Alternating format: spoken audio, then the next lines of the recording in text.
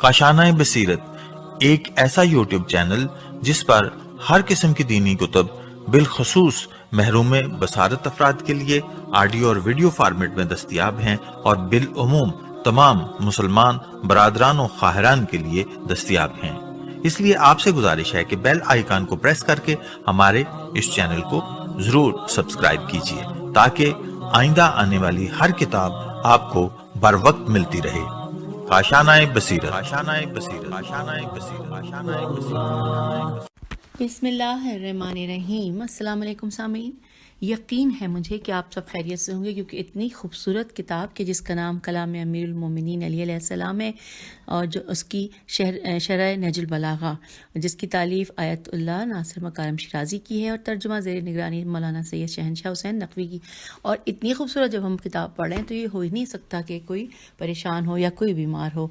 हर जो भी इस किताब को पढ़ता है वो अपनी परेशानी भी भूल जाता है, अपनी बीमारी भी भूल जाता है और अल्लाह ताला उसकी हर मुश्किल को आसान करता है। आइए हम इस रीडिंग के पार्ट नंबर 30 में आपको वेलकम करते हैं। पार्ट नंबर 3030 यानी कि 30 जो है वो इस वॉल्यूम 1 का पार्ट नंबर चल रहा है। यानी पहली किताब पहले टोटल आपको बताया था ना कि टोटल 13 वॉल्यूम्स हम तक पहुंच गए हैं। हमने पढ़ने का आगाज़ कर दिया अल्लाह का नाम लेके, क्योंकि हमारी ख्वाहिश थी कि हम नहजुल बलागा को न सिर्फ ये कि उसका तर्जुमा पढ़ें बल्कि उसकी शरह को पढ़ें और समझें और अपने माशरे को ठीक करने के लिए, अपनी नई नस्लों के लिए आसानियाँ पैदा करने के लिए और उन तक ये इल्म पहुंचाने के लिए ज़रूरी है कि हम इसको ख़ुद पहले जान लें। तो हम आजकल मिलकर इस किताब के खूबसूरत खुतबात को पढ़ रहे हैं और पढ़ते पढ़ते हम खुतबा नंबर 3 पर आ गए हैं। जैसे कि मैंने आपको बताया था कि हमने लास्ट यानी हमने ये ज़रूर आपको बताया था कि ये खुतबा जो है वो 2 हिस्सों पे में तकसीम करके हमें समझाया गया है। जैसे कि आपने शुरू में पहला खुतबा आपने देखा वो 15 हिस्सों में तकसीम किया गया था, जबकि ये 2 हिस्सों में तकसीम किया गया था। इसका पहला हिस्सा हमने पढ़ लिया, मुकम्मल कर लिया और अब इसी खुतबे का दूसरा हिस्सा हम पढ़ने जा रहे हैं। आइए मिलकर बाकायदा रीडिंग का आगाज़ करते हैं सफ़ा नंबर 291 पे। 291 पे ही आपको मैंने लास्ट नशिस्त में खुदा हाफिज़ कहा था और इसी सफ़े पर दूसरा हिस्सा स्टार्ट होने जा रहा है। ये मैं बता दूं कि ये जो दूसरा हिस्सा है तर्जुमा तो उसका मैं पढ़ूंगी पूरा, लेकिन कहाँ से कहाँ तक है ये मैं आपको अभी बताती हूँ ताकि आपको मालूम हो कि हम इस दूसरे हिस्से को कहाँ से पढ़ने का आगाज़ कर रहे हैं। मौला के अल्फाज हैं कि हत्ता मज़ल अव्वलो लिसबीलिही फ़अदला बिहा इला फुला। यहाँ मतलब ये आगाज़ है, मैं पूरा नहीं पढ़ना चाहती। यहाँ से आगाज़ है और ख़त्म वहाँ पे होता है जहाँ पर यह दूसरा खुतबा ख़त्म हो रहा है। जैसा कि आप अपनी किताबों में भी देख सकते हैं कि अल मद्दती व शिद्दती अल मेहनती, तो ये यहाँ तक है। आइए अब हम इसका तर्जुमा पढ़ते हैं। लिखा है कि यहाँ तक कि पहला शख्स अपने रास्ते पर रवाना हो गया और उसने अपने बाद खिलाफत उस शख्स को तोहफे के तौर पर दे दी। यहाँ इमाम अलैहिस्सलाम ने मिसाल के तौर पर आशी अलिफ ऐन शीन छोटी का शेर पढ़ा कि कितना फ़र्क है कल और आज में। कल मैं भाई के साथ खुश खुर्रम था और आज सख्तियों और मसाइब में घिरा हुआ हूँ। रिसालत मुआब सल्लल्लाहु अलैहि वसल्लम के दौर में मेरा इतना एहतराम किया जाता था कि तमाम लोगों से ज़्यादा मुझे रसूल अकरम सल्लल्लाहु अलैहि वसल्लम की सोहबत का एजाज़ नसीब था।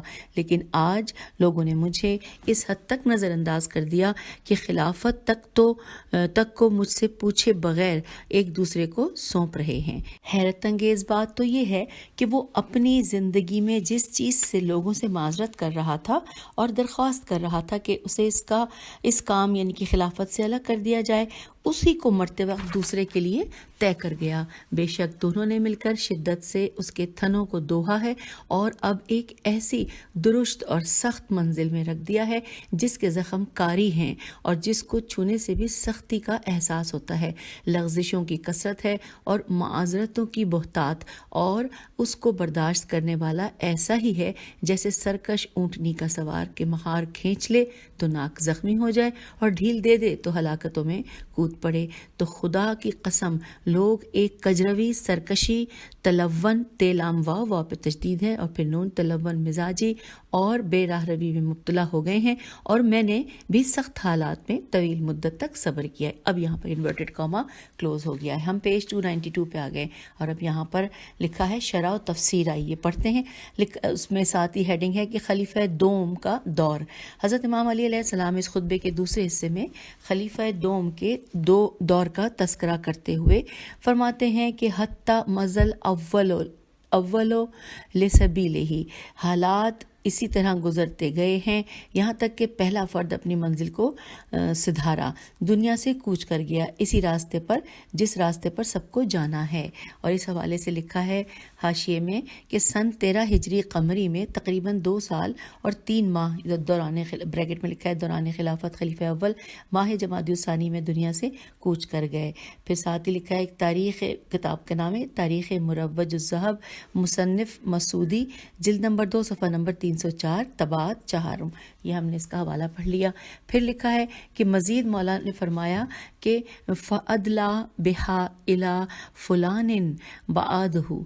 सामीन याद रखिएगा अरबी के जो मौला के कलाम है मैं जो भी पढ़ूंगी वो आहिस्ता ठहर कर पढ़ूंगी ताकि ना कोई गलती की गुंजाइश रहे और आप तक सही फतह दम्मा कसरा के साथ सही अदायगी पहुंच सके। लेकिन उसके बावजूद गलती की गुंजाइश होती है जो कि एक इंसान कभी कभी कर देता है।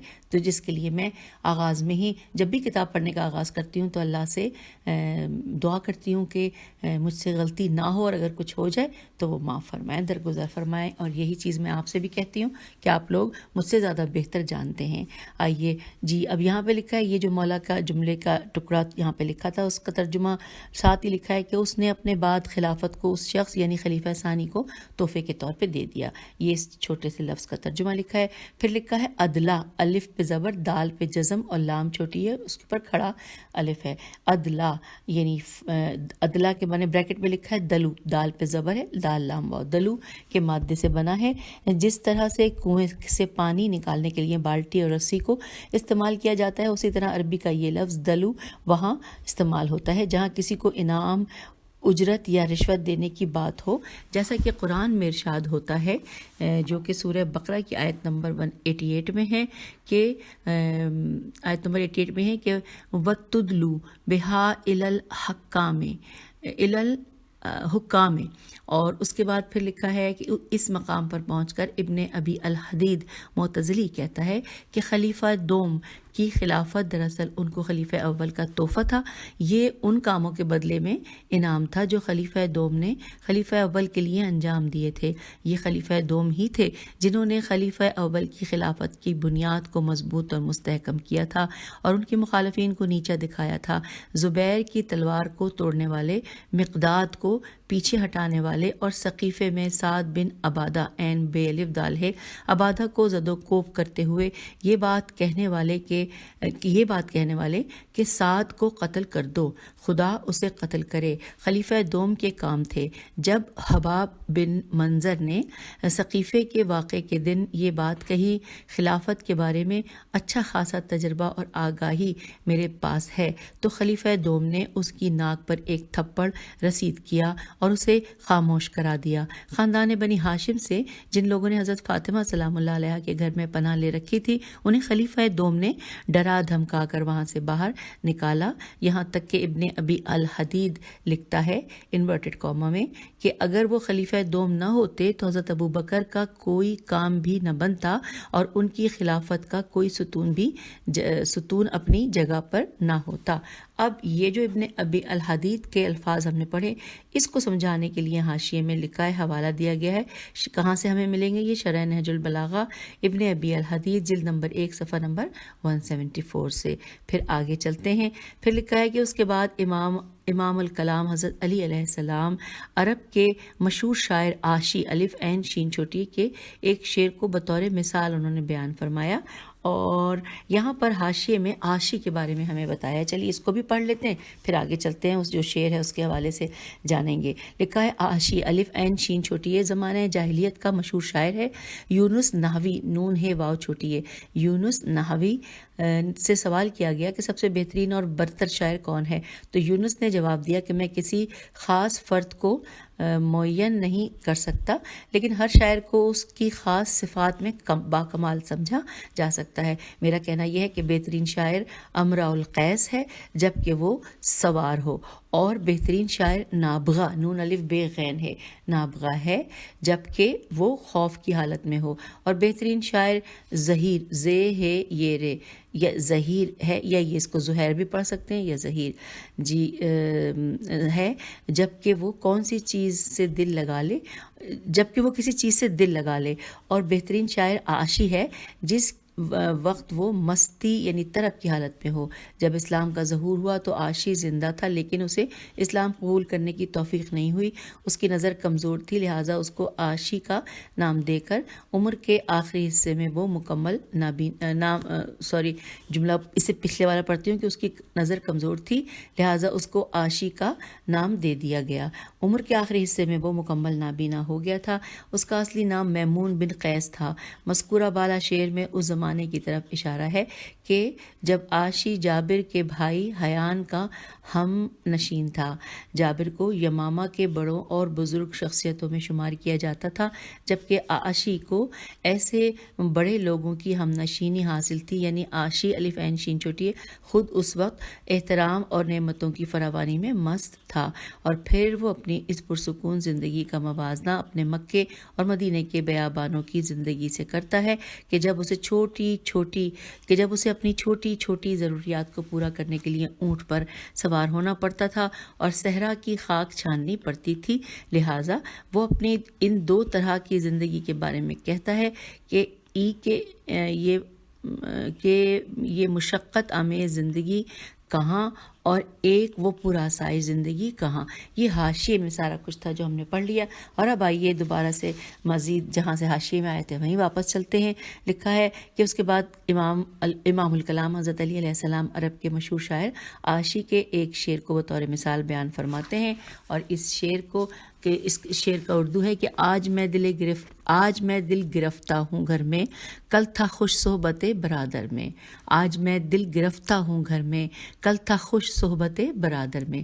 یہ پڑھتے ہوئے ہم 294 پیج پر آ گئے ہیں۔ لکھا ہے حضرت امام علی علیہ السلام اس مثال سے یہ بات سمجھانا چاہ رہے ہیں کہ رسول خدا صلی اللہ علیہ وآلہ وسلم کے زمانے میں اتنا زیادہ قابل احترام تھا کہ جتنا میں خدا کے حبیب صلی اللہ علیہ وآلہ وسلم سے قریب تھا کوئی دوسرا اتنا قریب نہ تھا، بلکہ جیسا کہ خود خدا کے رسول صلی اللہ علیہ وآلہ وسلم نے فرمایا تھا کہ میں تو نفس رسول خدا صلی اللہ علیہ وآلہ وسلم تھا، یعنی جیسا کہ رسول صلی اللہ علیہ وآلہ وسلم نے فرمایا تھا کہ اے علی علیہ السلام، میں اور تم اس امت کے باپ ہیں، لیکن رسول اللہ صلی اللہ علیہ وآلہ وسلم کے بعد مجھے پیچھے کر دیا گیا اور بالکل تنہا چھوڑ دیا گیا۔ نیکسٹ پیراگراف میں لکھا ہے کہ بعض افراد کا خیال ہے کہ مولائے کائنات نے عربی شعر کی مثال سے یہ بات سمجھانا چاہیے کہ خلفائے ثلاثہ کے زمانے میں حالات پر بھی پرامن اور مشکلات دوبارہ پڑھتے ہیں۔ مثال یہ بات سمجھانا چاہیے کہ خلفائے ثلاثہ کے زمانے میں حالات پھر بھی پرامن اور مشکلات کم تھیں، لیکن حضرت علی علیہ السلام کے زمانہ خلافت میں رسول خدا صلی اللہ علیہ وآلہ وسلم کے زمانے سے زیادہ فاصلہ ہونے کی وجہ سے مشکلات بھی بڑھ چکی تھیں، اور دوسری طرف سے دشمنوں اور منافقوں کی طرف سے جنگوں، سازشوں اور اختلافات کو ہوا دینے کا سلسلہ بھی شروع ہو گیا تھا۔ اس رائے کو اس صورت میں صحیح مانا جا سکتا ہے کہ اگر عاشی اپنے حالات کا حیان ہے، یہ الف نون یہ ورڈ جو حیان ہے یہ انورٹڈ کاما میں ہے، حیان کے حالات کے ساتھ موازنہ کیا ہوتا۔ اب یہاں پر حوالہ نوٹ کیجئے، شرح نہج البلاغہ، مصنف ابن میسم بحرانی، جلد نمبر 1 صفحہ نمبر 257۔ آگے چلتے ہیں، لکھا ہے اور پھر امام جن و انس سب سے زیادہ جس بات پر تعجب کرتے ہیں وہ یہ ہے کہ مولا فرما رہے ہیں کہ اب یہاں پہ مولا کا جو جملہ ہے یہ وہ والا جملہ ہے جہاں پہ فیا اجبن بہنا ہوا، یہ والا جملہ ہے۔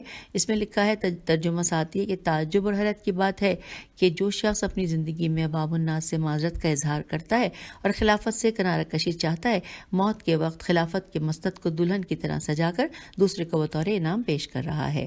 یہاں پہ مولا کے کلام کا اس چھوٹے سے ٹکڑے کا ترجمہ مکمل پڑھا، پھر لکھا ہے یہ کلام امام معصوم علیہ السلام اس مشہور حدیث کی طرف اشارہ ہے جس میں حضرت ابو بکر نے اپنی خلافت کے آغاز میں میں لوگوں کو مخاطب کرتے ہوئے کہا تھا کہ مجھے خلافت سے معاف رکھو، میں تم لوگوں میں سے بہترین فرد نہیں ہوں۔ بعض افراد نے خلیفہ اول کے پہلے خطبے کو یوں نقل کیا ہے کہ مجھے خلافت کے لیے منتخب کیا گیا ہے جبکہ میں تم سب سے بہتر اور قابل انسان نہیں ہوں، اور یہ اس میں حوالہ ہم نے پڑھنا ہے حاشیے میں، اس کو ہم آگے پیج 295 پہ لکھا ہے کہ یہ ایک ایسی حدیث ہے جو کثرت سے کتب شیعہ و سنی دونوں میں نقل ہوئی ہے۔ ابن ابی الحدید نے اپنی شرح نہج البلاغہ میں دونوں الفاظ کے ساتھ اس حدیث کو بیان کیا ہے۔ حوالہ شرح نہج البلاغہ ابن ابی الحدید جلد نمبر 1 صفحہ نمبر 169۔ آئیے اب ہم ساتھ ساتھ اس میں اور بھی لکھا ہے شیخ محمد عبدہ بزرگ مصری دانشور اپنی شرح نہج البلاغہ میں کہتے ہیں کہ بعض افراد نے روایت کی ہے کہ حضرت ابو بکر نے بیعت کے بعد کہا تھا کہ مجھے معاف کرو، میں تم سب سے بہتر نہیں ہوں، لیکن اکثر دانشوروں نے اس روایت کو اس شکل میں قبول نہیں کیا اور ان کا کہنا ہے کہ مجھے تمہارا سرپرست بنایا گیا، یعنی یہ کہا تھا کہ مجھے تمہارا سرپرست بنایا گیا ہے جبکہ میں تم لوگوں سے بہتر نہیں ہوں۔ ساتھ ہی لکھا ہے شرح نہج البلاغہ عبدہ این بے دال ہے صفحہ نمبر 86، اسی خطبے کے ضمن میں یہ ساری گفتگو موجود ہے۔ اور ساتھ ایک اور چیز بھی لکھی ہے کہ کتاب در بحر المناقب میں محدث حنفی موصلی میم واو صاد لام چھوٹی ہے موصلی نے ابن حسنویہ ہے سین نون واو یہ ہے سے کتاب احقاق الحق کے حاشیوں میں اس موضوع سے متعلق ایک تفصیلی حدیث بیان کی ہے۔ اس حدیث کے آخر میں تحریر ہے کہ حضرت ابو بکر نے کہا کہ مجھے چھوڑ دو کیونکہ میں تم میں سے بہترین شخص نہیں، اور جبکہ علی علیہ السلام بھی تمہارے درمیان موجود ہوں۔ احقاق الحق یہ کتاب کا نام ہے، جو ہم نے پڑھا کہ احقاق الحق جلد نمبر 8 صفحہ نمبر 240۔ پھر لکھا ہے مشہور مورخ طبری لکھتا ہے کہ بیعت ثقیفہ کے بعد اب حضرت ابو بکر نے خطبہ دیا اور کہا کہ اے لوگو، مجھے تم لوگوں کے لیے یہ خلیفہ چنا گیا ہے جبکہ میں تم لوگوں میں سے بہترین فرد نہیں ہوں۔ تاریخ طبری جلد نمبر 2 صفحہ نمبر 450، طباعت موسع علمی بیروت۔ اور پھر ایک اور آخری بات اس حوالے سے لکھی ہے کہ ابن قتیبہ دینوی قاف تے یہ بے ہے قتیبہ یا قتیبہ دینوی اپنی کتاب الامامۃ والسیاست میں نقل کرتا ہے کہ حضرت ابو بکر نے روتے ہوئے لوگوں سے کہا کہ مجھے تم لوگوں کی بیعت کی کوئی حاجت نہیں، میری بیعت کو واپس کر دو۔ کتاب ہے الامامہ والسیاست اور جلد نمبر 1 صفحہ نمبر 20۔ تو سامعین، یوں ہم نے یہ تمام تفصیلات مختلف کتابوں سے جان لی اس بات کے اوپر کہ جس کو یہ ہم نے ابھی پڑھا تھا کہ مشہور حدیث کی طرف اشارہ ہے۔ کون سی حدیث؟ کہ جس میں حضرت ابو بکر نے اپنی خلافت کے آغاز میں لوگوں کو مخاطب کرتے ہوئے کہا تھا کہ مجھے خلافت سے معاف رکھو، میں تم لوگوں میں سے بہترین فرد نہیں ہوں۔ تو حضرت ابو بکر کے اس خطبے کے اس حصے کو مختلف کتابوں سے یہاں پر واضح کیا گیا ہمارے لیے۔ آئیے اب ہم آگے چلتے ہیں۔ لکھا ہے یہ روایت جس انداز میں اور جن الفاظ میں بھی بیان ہوئی ہے، لیکن ایک بات تو ہر زاویے سے ثابت ہو جاتی ہے کہ خلیفہ اول خلافت کے لیے بذات خود تیار نہیں تھے، یا بعض لوگوں کا اندازہ ہے کہ خلافت سے لا تعلقی اور بے نیازی تھی، یا یہ کہ حضرت علی علیہ السلام کے ہوتے ہوئے اپنے آپ کو اس عہدے کے لیے شائستہ اور حقدار نہیں سمجھتے تھے۔ بہرحال اس میں سے کسی بھی رائے اور نظریے کو صحیح مانے، نتیجہ یہ نکلتا ہے کہ خلیفہ اول کی یہ گفتگو اور ان کی زندگی کے آخری دنوں میں خلیفہ دوم کو اپنا جانشین معین کرنے کا عمل آپس میں کوئی مناسبت نہیں رکھتے۔ یہی وہ نقطہ ہے جس پر امام علی علیہ السلام حیران ہیں اور تعجب کا اظہار فرماتے ہیں کہ اگر خلیفہ اول خلافت کے مسئلے میں کوئی بھی دلچسپی نہیں رکھتے تھے تو یہ اچانک عوام خواص نیز پوری امت مسلمہ سے مشورے کے بغیر اور ان کی پسند و ناپسند کے جانے بغیر کیسے راتوں رات آنن فانن خلافت کے ایک شخص سے دوسرے تک منتقل ہونے کے لیے سارے مراحل طے ہو گئے اور جن و بشر میں سے کسی کو کانوں کان خبر بھی نہ ہوئی، اور خلافت کے اعلان کے بعد عوام الناس کو بیعت کرنے کے لیے کہا گیا۔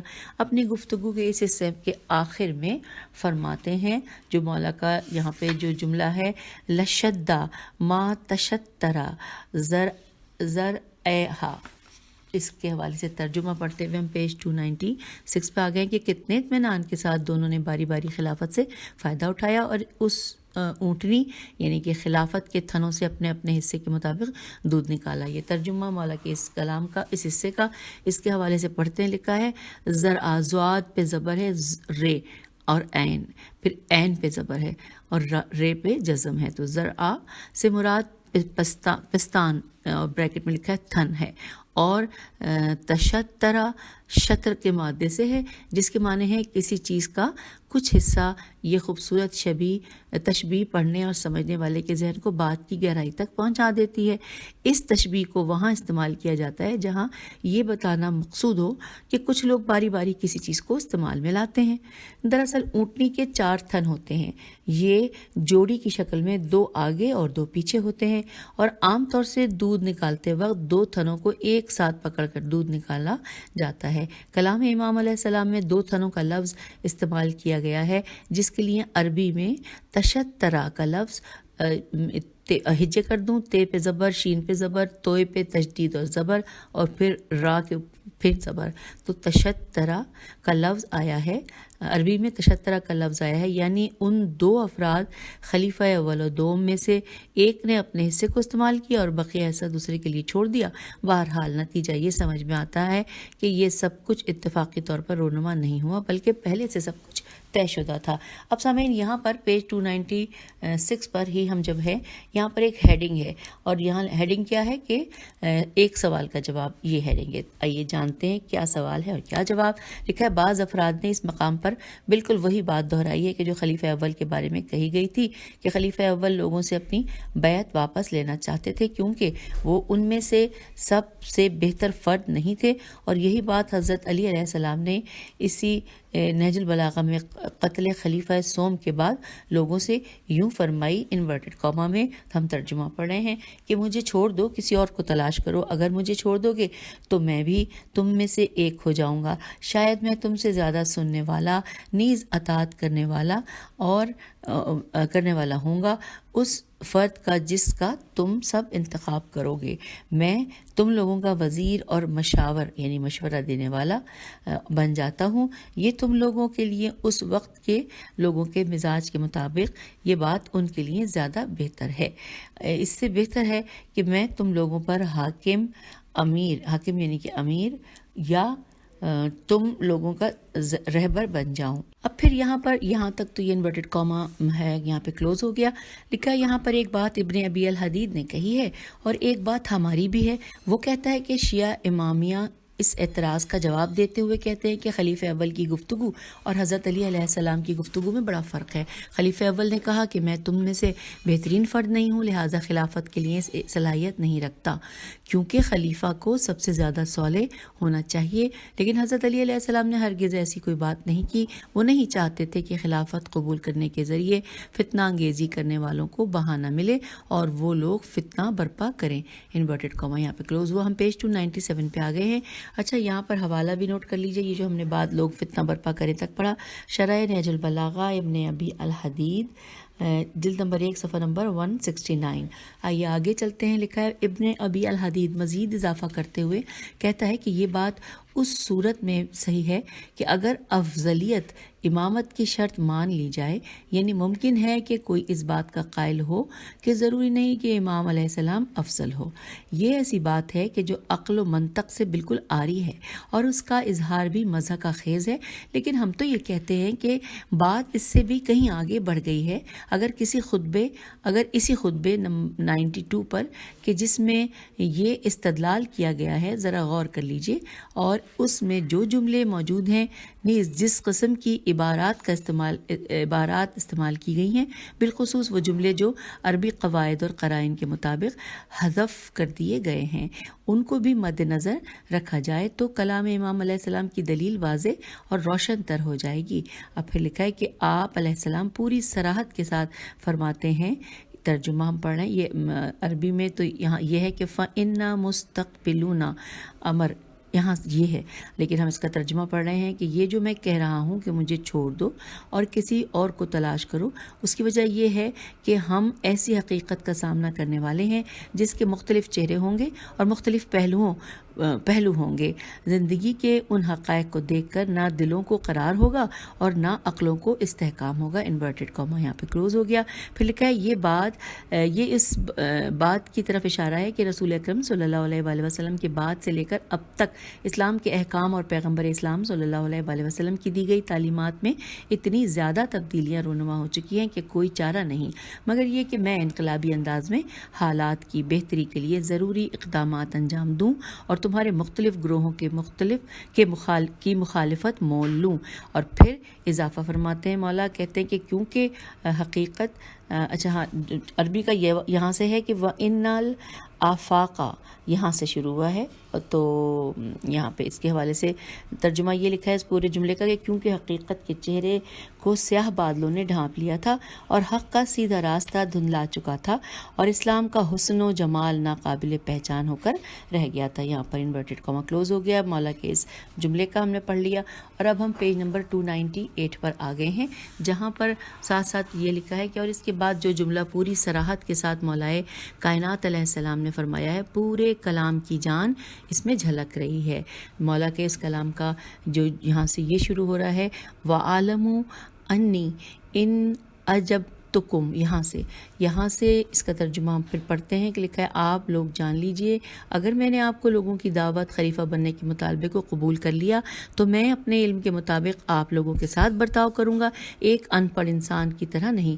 ایسا ہرگز نہیں کروں گا کہ سنی سنائی باتوں پر کان دھروں اور بے بنیاد فیصلے کروں. انورٹڈ کاما کلوز ہو گیا. لکھا ہے لہٰذا تم لوگ اچھی طرح سوچ سمجھ لو، میں تم لوگوں کو کسی غلط فہمی میں نہیں رکھنا چاہتا ہوں. تم لوگوں کو میری بیعت کرنا بہت مہنگا پڑے گا. اگر تمہارے دل و دماغ راضی نہیں تو میرے علاوہ کسی اور کو تلاش کر لو. اس بات کا ثبوت بھی موجود ہے کہ حضرت علی علیہ السلام خلافت کے بارے میں افضلیت کو لازم اور واجب سمجھتے ہیں، لیکن جیسا کہ ایک دوسرے خطبے میں امام عدل و انصاف فرماتے ہیں، اور یہ جو ہے یہ نہج البلاغہ کا خطبہ نمبر 173 کے الفاظ ہیں. آئیے یہاں سے اس کا تھوڑا سا عربی بتا کے ترجمہ بتاؤں گی.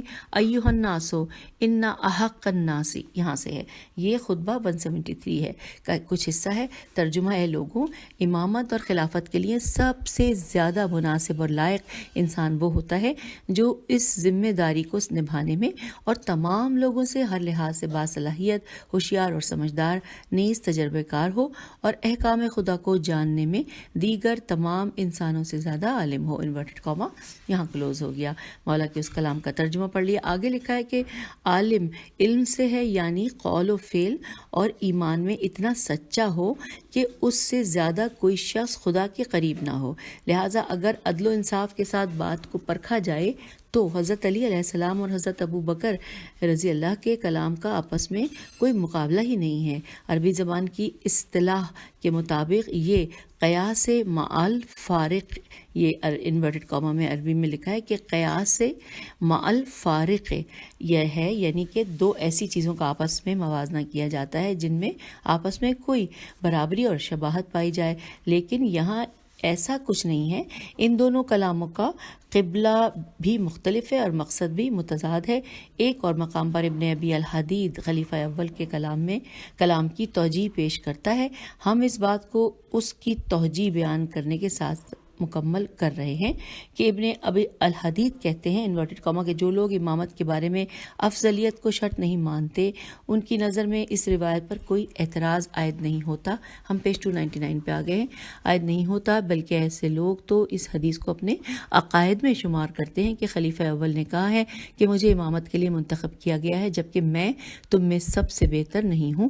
اور جن لوگوں نے عقیلونی، یہ پھر عربی کا جملہ یہاں ورڈ آیا ہے، الف قاف یہ لام واو نون چھوٹی ہے، الف پہ فتح ہے اور قاف پہ کسرہ ہے، اور عقیلونی کی روایت کو قبول کیا ہے. یعنی جملہ پڑھتی ہوں کہ اور جن لوگوں نے عقیلونی کی روایت کو قبول کیا ہے ان کے مطابق یہ گفتگو سنجیدہ نہیں تھی، بلکہ اس بات سے خلیفہ اول کا مقصد یہ تھا کہ لوگوں کو آزمائیں اور یہ بات معلوم کرنے کی کوشش کریں کہ میرے بارے میں رائے عامہ کیا ہے، کون میرا حمایتی ہے اور کون مخالف ہے، کون خیر خواہ ہے اور کون دشمن ہے. انورٹڈ کاما یہاں پہ کلوز ہو گیا. حوالہ ہے شرح نہج البلاغہ ابن ابی الحدید جلد نمبر 1 صفحہ نمبر 169.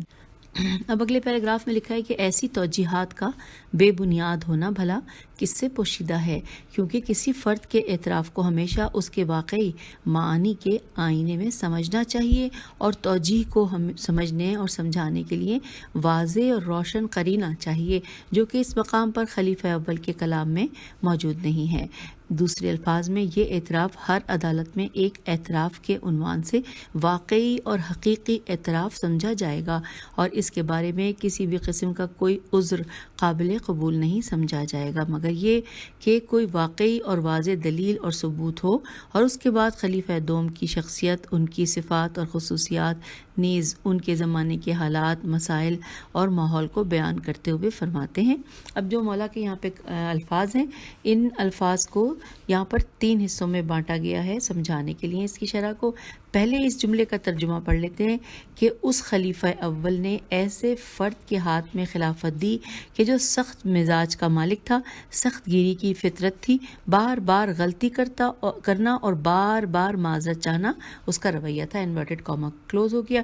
اب اس میں یہ جس ترجمہ ہے جس جملے کا، اس کو سمجھنے کے لیے 3 پارٹس میں تقسیم کیا گیا ہے مولا کے قول کو۔ پہلا ہے فسیرہا فی حوزۃ، اس حوالے سے دیکھتے ہیں، لکھا ہے کہ حوزت کا مطلب ہے کہ حدود اربع، علاقہ، دائرہ، اختیارات، نیز طبیعت اور مزاج۔ یہ حیازت ہے، یہ الف زیت حیازت کے مادے سے لیا گیا ہے، جس کے معنی جمع کرنا اور اخذ کرنا ہیں۔ یہ اس حوالے سے لکھا تھا۔ اسی جملے کا اگلا پارٹ ہے خشناء یغلظ کل موہا۔ دوبارہ پڑھتی ہوں، خشناء، این حمزہ ہے، اس کے اوپر الف ہے، خشناء یغلظ، زوئے کے ساتھ ہے، یغلظ کل موہا۔ اور اس حوالے سے تفصیلات یہ ہیں کہ کل یعنی کاف لام میم یعنی زخم، اور صراحت صاد ر الف ہے صراحت، اور کلام کے معنی میں یہ اس لیے استعمال کیا گیا ہے کہ ہر کلام اپنے مد مقابل پر گہرا اثر رکھتا ہے۔ کہا جاتا ہے کہ تلوار کا زخم بھر جاتا ہے لیکن زبان کا زخم کبھی نہیں بھرتا۔ اور اب مولا کے جملے کا اگلا حصہ کہ جس کو ہم حاشیے میں اس کے بارے میں جانیں گے، وہ پارٹ یوں ہے کہ وَيَخْشُنُ مَسُّهَا يَكْسُرُ الْإِسْعَارُ، این یہ سے الف رے اسارو۔ اس حوالے سے لکھا ہے کہ اسار این سین این سے الف رے یعنی لغزش یا غلطی۔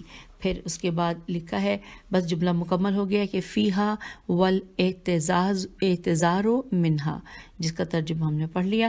پھر اس کے بعد اب لکھا ہے کہ عربی لفظ حوزتن سے مراد یہ ہے کہ خلیفہ دوم کا پورا مزاج اور شخصیت دراصل 4 صفات پر مشتمل ہے۔ پہلی صفت ہے یغلظ کل موہا کے ذریعے بیان کیا گیا ہے کہ جس کا مطلب یہ ہے کہ ایک ایسا انسان کہ جس کا مزاج یہ ہے کہ اگر کوئی اس سے ملاقات کرے تو جسمانی اور روحانی لحاظ سے شدید مجروح ہو جاتا ہے۔ پھر دوسری صفت لکھیے، دوسری صفت میں لکھا ہے کہ وَيَخْشُنُ مَسُّهَا، اس کے ذریعے بیان کی گئی ہے، یعنی وجہ ہے، یہی وجہ ہے کہ خلیفہ دوم کے بارے میں حوزتن خشناء شدت آمیز صفات کا مالک استعمال کی گئی ہے، اور اس کے بعد 2 جملوں میں اس کی تفسیر کی گئی ہے کہ گفتگو میں انتہائی سختی اور برتاؤ میں انتہا پسندی پائی جاتی ہے۔ تیسری صفت ہے بار بار غلطیاں کرنا ہے، جیسے کہ یکسر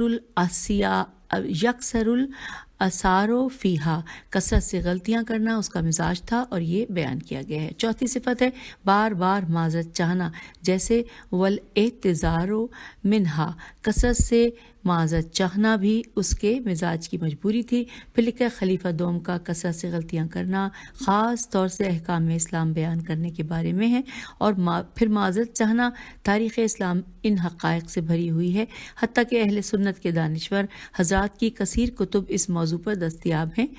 اب انورٹڈ کاما میں نام لکھا ہے، نکات کے ضمن میں ان غلطیوں کا ذکر ہوگا انشاءاللہ۔ تو سامعین وہ ہم اس کے بعد آگے پڑھیں گے نکات کے حوالے سے۔ تو اجازت دیجیے اس نشست سے، جہاں سے ہم آپ سے خداحافظ کہہ رہے ہیں، پیج 300، یہیں سے ہم اگلی نشست میں سے آگے چلیں گے۔ ابھی شرح اور تفسیر جاری ہے۔ خدا حافظ، فی امان اللہ۔